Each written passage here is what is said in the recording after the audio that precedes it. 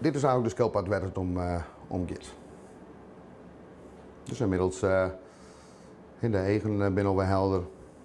Ja, voorzichtig positief, want het kan niks aan één keer gebeurd wezen met schildpadden. Het zijn dieren die heel langzaam ziek worden, maar ik wil heel langzaam beter worden. Ik ga meestal nog op zijde zetten, want ja, ik hier nog andere dingen te doen. En later toen ik hem iepen, een onaangename verrassing. Er zit een schildpad in, helemaal inwikkeld in een handdoek.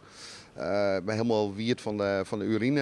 En ik dacht van, wat is dit? Dat hebben we ook nog nooit meemaakt. Ze wienen compleet verbjusteren, oranje weekend bij de skildpaddenopvang. Een postpakket, met daarin een zieke skildpad.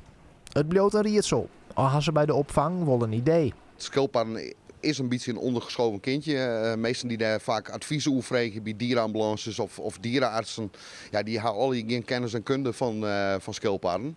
Dus ik denk dat er misschien iets gebeurd is. Dat er geen dierenarts of geen dierenambulance die het helpen wil. En dat diegene dan toch van, nou ja goed, dan stuur ik hem maar op naar de opvang. Ken je hem je nog wat mee? Ken je hem dit onjam bij de pakketdienst? Of ken je misschien zelfs onjeften ervan? Ja, in principe zullen we dat doen kennen. De PostNL had ik zijn wie met de eerste ongifte doen en dan zou de politie die een onderzoek instellen kennen. Aan de ene kant willen we net echt van het bestraffen wijzen. We hadden eigenlijk het liefst dat diegene contact met ons opneemt en vertelt wat de historie is. Ja, want daar kunnen we de behandeling ik beter op inzetten. Het is gewoon belangrijk om te weten van hoe lang is de schildpad al ziek bijvoorbeeld. De nieuwe actie had ook wat goeds opsmieten. Meer dan €1000 aan donaties.